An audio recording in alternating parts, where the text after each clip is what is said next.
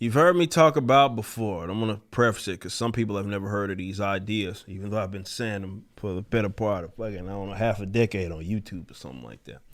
And talking about black characters and modern creators that are in the mainstream space having absolutely no idea what to do with them, how to write them, how to make them intriguing and accepted by people.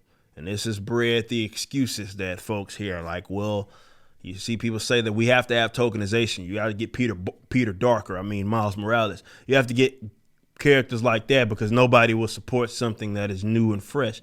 And that's just simply not true. We're going to, of course, show you how it's done with the Rippaverse stuff. But that's not true.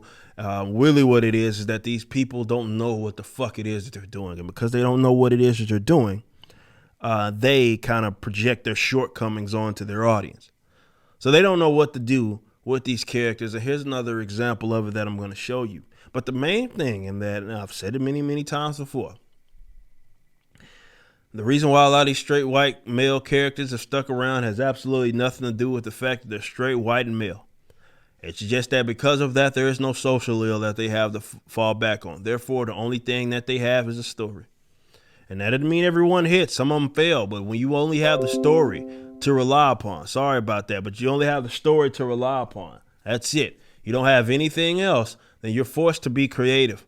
You're forced to have to focus on exactly that when it comes to developing these characters. You can't fall back on some social ill, the obsession with racial relations or sexuality or gender, and trying to build narratives based upon that, which is what 99% of non-white straight male characters, that's what's heavily emphasized. If it's a black character, it has to be their race, and they have to have these uber boring sort of long-standing arcs where they're focusing so much on what shortcoming happens because of their race or some bullshit. If they're a woman, it has to be something like that. Because they're a female, that they're having some sort of struggle or something of that nature. If it's a gay character, then it has to do with sexuality. They're going to throw it all in your face and all of that. Like, this is the type of stuff they do with these, generally some of these characters, and that's why they have no idea what it is they're doing. The executive producer, I think this chick also worked on some other CW projects that were dead on arrival, but when it comes to Hollywood, you fell upward. Executive producer Ava DuVernay confirms that the CW's Naomi will emphasize identity politics. So let's see what they mean before I give you my thoughts. DuVernay, who is infamous for threatening to discriminate against white men, recently talked about the show at Television Critics Association, as reported by Deadline.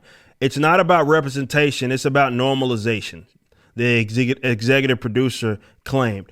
We're doing really muscular things that relates to race and gender and class.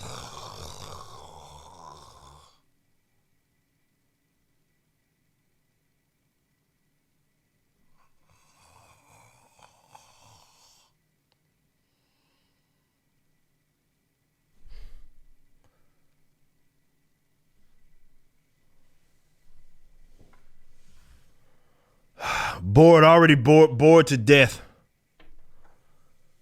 Already bored to death, man. Dead on arrival. By playing it normal like it's part of the everyday. She elaborated. I say it kiddingly, but it's real. The more you can portray images with underlining or highlighting them and putting a star next to them by showing a different type of hero that centers a black girl that centers different kinds of folks, we start to make that normal, and that's radical. That's a radical revolutionary thing. Oh man, you're really pushing the envelope with a black character. We've never ever seen that before, and it's going to be groundbreaking. Also says, in terms of crossovers, we're not thinking about that right now. We're working on Naomi in her own universe. This is what I will say. I have mentioned Naomi before. I said this was one of, and she had a limited series. That was her introduction. And I'm not going to lie to you. It's one of the recent decent runs in the past, 5 years that we've gotten. Most of it's been dead on arrival in the books. Naomi was an interesting, intriguing, kind of newer young character that they had introduced in the books. And I've talked about her limited series many times on this channel back when I did have a pull list. I talked about this. But if they are going to super and hyper emphasize race, gender, and all of that goofy shit, it's dead on arrival.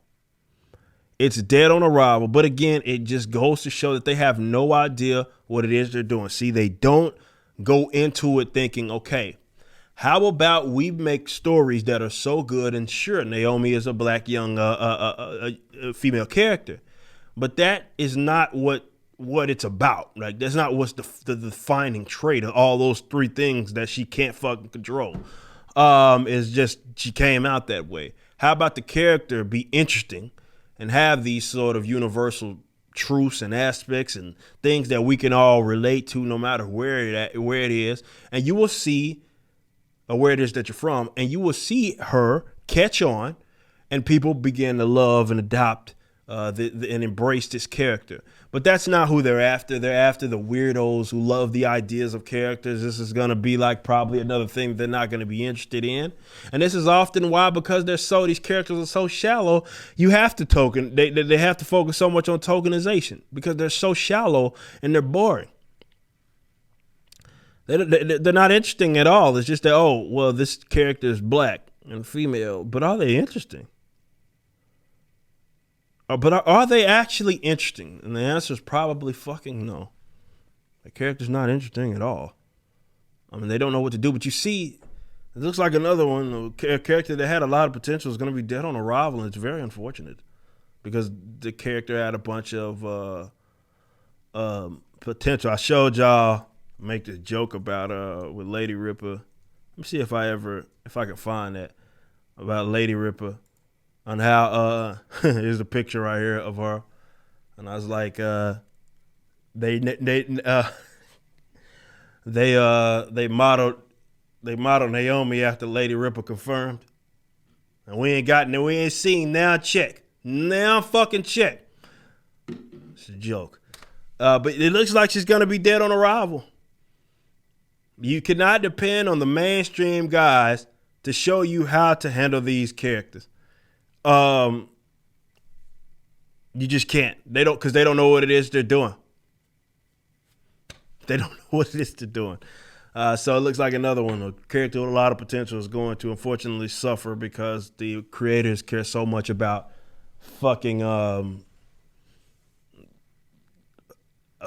I guess she's black, and that's the most interesting thing. And boy, you got a problem if that's the case. You just watched a clip from my podcast, For Canon's Sake. Catch us live at 12 p.m. throughout the week over at youtube.com/YoungRipper59 and follow us over at odyssey.com/@YoungRipper59. If you want to watch the entire video cast after the show is over, just be sure to become a member on the YouTube channel. Of course, the full audio portion of the podcast is available for free on all major digital platforms, or just visit forcanonsake.com.